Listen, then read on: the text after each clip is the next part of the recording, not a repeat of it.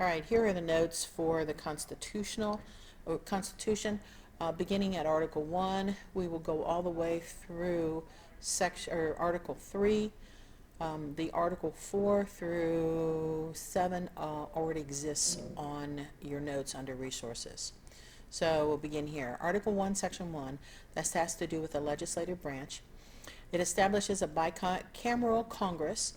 This is the idea of two houses to legislate and to make laws. You got a Senate, which has two people from each state elected for a total of 100 senators. The House of Representatives, you have representatives from each state, which is established by population. We'll talk about that later. And there's a total of 435 representatives in our House of Representatives. All right, Section 2, talking specifically about House membership, the House of Representatives. They are directly elected every 2 years. The qualifications to be a representative is you must be 25 years old, you must be a citizen for 7 years, and you have to be a resident of the state from which you are being elected. Specifically in Ohio, our district for Preble County is District 8, and our representative is John Boehner. All right, in order to be able to figure out House membership, this is called apportionment, which exists according to population. Depending on your population is how many representatives you have per state. There is a proportional distribution of the number of members of the U.S. House of Representatives on the basis of population for each state, and allotment of direct taxes on the basis of state population. All right. Districts can be reapportioned after a census reflecting changes in population. The sole power of impeachment is initiated by the House of Representatives. It is a process of voting. If approved, it is referred, then whoever's being impeached is referred to the Senate for the actual trial. So the initial impeachment, the beginning process where somebody is possibly impeached, begins with the House of Representatives. Section 3. This has to do with Senate membership. It is directly elected for a total of 6 years. 1/3 stand for election every 2 years. The qualifications, you must be 30 years old, 9 years a citizen, and a resident of the state. The Ohio Senators are Sherrod Brown and Rob Portman. All right, Senate has sole power to try, this is the trial, impeachment. In order to be impeached, then you must have a 2/3 vote necessary to remove from office. And if the impeachment process has to do with the president, then the Chief Justice of the Supreme Court will preside over that trial to impeach the president. Section 4, laws governing elections. Federal elections are held by every state. However, Congress enacts the laws to regulate those elections. Section 5 has to do with voting within the each election, within each house. This is known as a quorum. There must be, in order to conduct business, to pass bills, whatever, there must be 1/2 of the population of the House plus 1 for a quorum to conduct business. Meaning in the Senate, there has to be a minimum of 50 plus 1, so 51 total, in order to pass a bill or to conduct business in the Senate. They also publish journals listing bills passed and amendments made and votes taken. Okay. Section 6. This has to do with immunities and salaries. Members of Congress in general are protected from criminal or civil liability in performance of legislative duties. They also, in order to preserve separation of powers, no member may be appointed to an office, an executive or judicial office. Salary may not be increased during the term of office. And Section 7, either the House the House of Representatives or the Senate may introduce a bill, either one, but only the House may originate tax bills. Senate can amend tax bills, but they cannot start a tax bill. Both houses must support to become a law. All right, within Section 7 then is the presentment clause, and this is how a bill becomes law. And so it follows this. For a bill to become law, it must pass in identical form by both houses. Then it's signed or vetoed by the president, or two-thirds vote of Congress to override the veto. Or, if Congress is in session and no presidential signature, the bill becomes a law. However, if Congress has adjourned and is in recess and the president does not sign, this is known as a pocket veto, does not become a law, and Congress cannot override. This is the basic process that I have given you from the House of Representatives, the HR, and then they number it, Senate bill, whatever number. A bill is introduced, it goes to committee, and then they vote. If they agree, then it goes to conference action to make the bill identical. This is to ensure that nothing is passed except in identical form. They often have to compromise on the wording.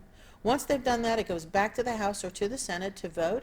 If it's passed, then it goes to the president, and again, the president has the opportunity to veto or sign.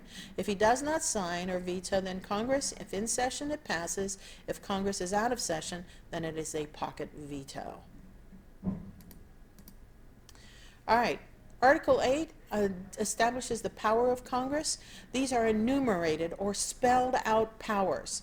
Power to tax and to spend money, this is taxes. They have the opportunity for borrowing, which also is, they have an obligation to repay. They cannot refuse to pay. Regulation of commerce, this is known as the Commerce Clause. It covers movement of people and things across states lines and every form of communication and transportation. Cell phones, driving a truck with goods in it across state lines, anything that has anything to do with interstate, moving across state lines. Naturalization and bankruptcy, this defines a requirement to become a citizen. Only the feds can determine who will become a citizen, and provisions for failure to pay debt. It also has to do with bankruptcy and under what circumstances and what provisions are there for paying of debt. Number 5, money. Only Congress can coin money and issue money. The Federal Reserve System is established then to regulate money supply. 6, counterfeiting. This is the opportunity for punishment should anyone decide to counterfeit their money or our money, and the punishment that goes with that. Number 7, establishment of a post office system. It's to ensure the safe and speedy travel of our communication, and it also establishes the punishment for misuse of the post office. 8, patents and copyrights. This is a protection of copyrights and patent protection of authors and inventors' work. And then creating courts. Congress can create lower, or better known as inferior courts, and set jurisdictions and duties for those.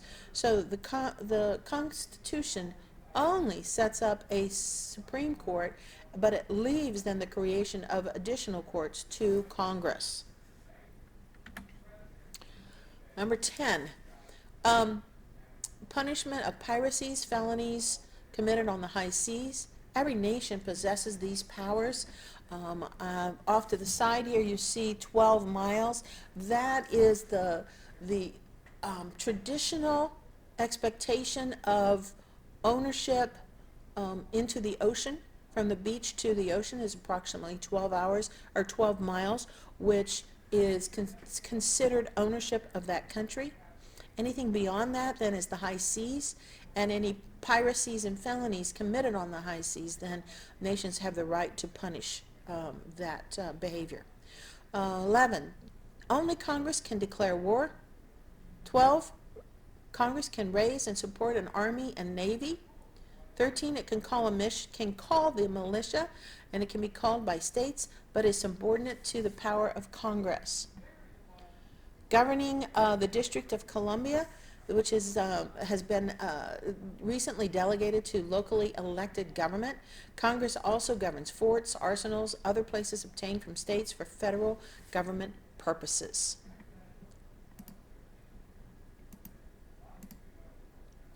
15, which is the expectation of the necessary and proper clause, better known as the elastic clause. This is extremely important.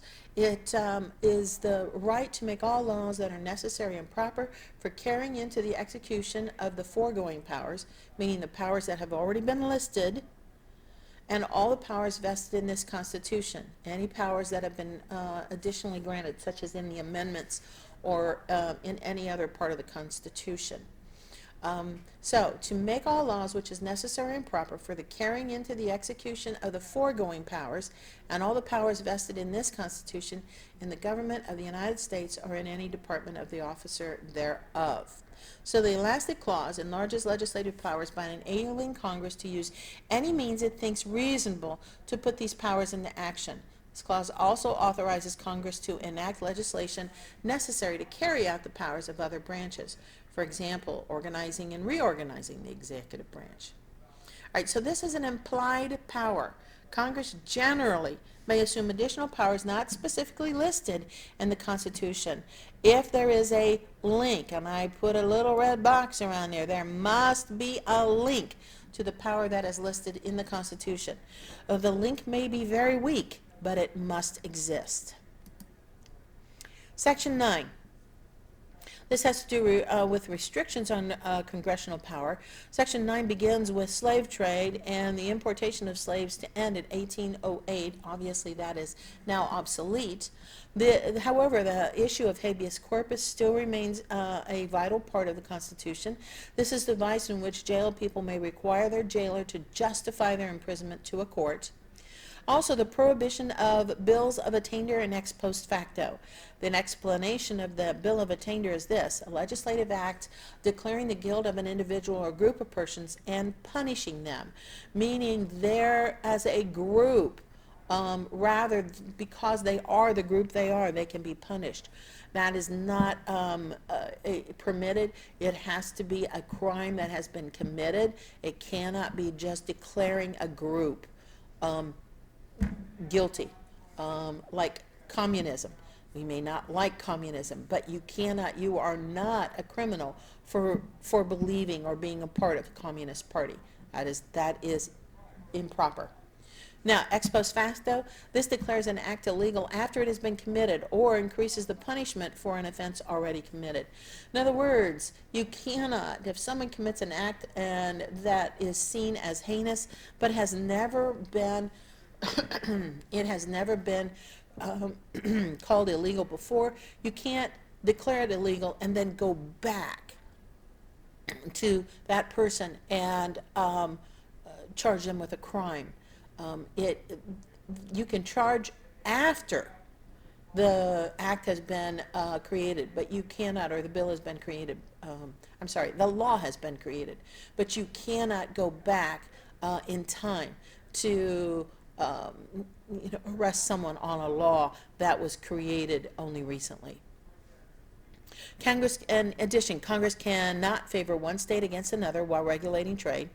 Departments and agencies cannot spend money that has not been appropriated by Congress and may not use money for any purpose except what has been specified. And no one holding office may keep gifts, titles, or offices from any king, prince, or foreign state. Section 10. To protect national powers from state interference, no state may make a treaty, alliance, or confederation with a nation or anyone else. Only the federal government may do that. Then, without consent of Congress, no state may lay duty of tonnage, keep troops, have ships of war in times of peace, or engage in war unless actually invaded or imminent danger exists.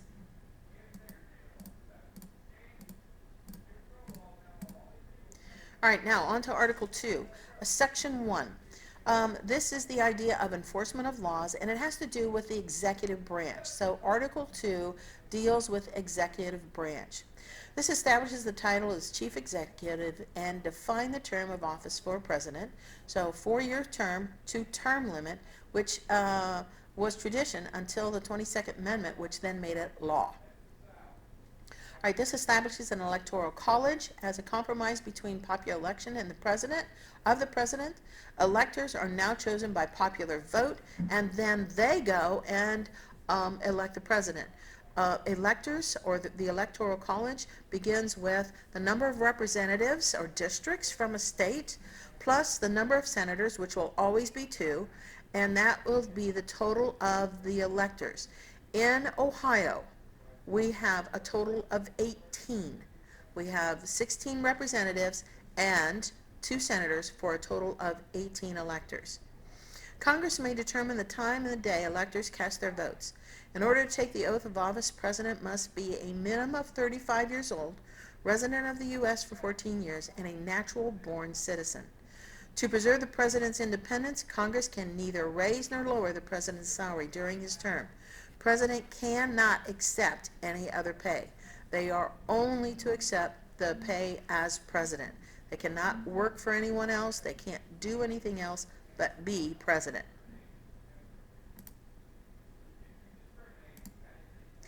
Section 2. This has to do with presidential powers. They are commander-in-chief, which means they control the military. They have powers can extend to having control of the national and foreign policy in war and peacetime, and Congress may not restrain the president's power to pardon, except in impeachment cases. Section 3. President must deliver to Congress an annual address known as the State of the Union Address, which is given in January. President may summon Congress into extra or special sessions. Section 4. The President, Vice President, and all civil officers of the United States shall be removed from the office on impeachment for and conviction of treason, bribery, or other high crimes. Article 3. This has to do with judicial powers. Article 3 empowers the court to decide cases and limits them to the exercise of a certain kind of jurisdiction. Power of judicial review, extremely important, assures that the Supreme Court in the Court of Marbury versus Madison in 1803 allows them to review whether a law is constitutional or not. So this is judicial review. Is the law constitutional or not? Justices and judges are given life tenures, meaning they can, once they are chosen, they cannot be removed except by impeachment or death. Section 2. This establishes what type of cases may be heard by the judicial branch. Certain cases may be brought directly to the Supreme Court without having been heard by another court. Those are few and far between. Under this statute, the Supreme Court also exercises what's known as appellate review, and I've underlined that. That is the right to review decisions of lower federal or state courts. They can review whether those states, whether these decisions are correct or not. Anyone accused of a crime has the right to a trial by jury, except in the case of impeachment. This right is further defined and strengthened by 6th, 7th, and 8th, and 9th Amendment, which are part of the Due Process Amendments. Section 3. This clause limits Congress' ability to define treason or to set its punishment as a means of preventing political offenders from being charged as traitors. At least 2 witnesses must testify in court that the defendant committed a treasonable act. All right. Article 4 and forward have already been recorded. They exist already on Moodle under Resources.